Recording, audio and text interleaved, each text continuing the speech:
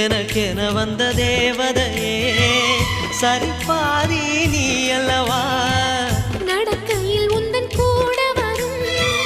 நிழல் போலே நான் அல்லவா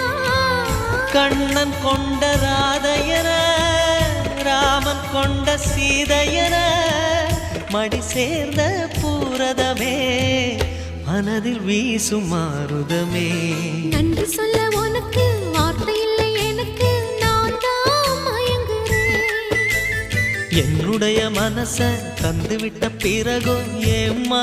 கலங்குற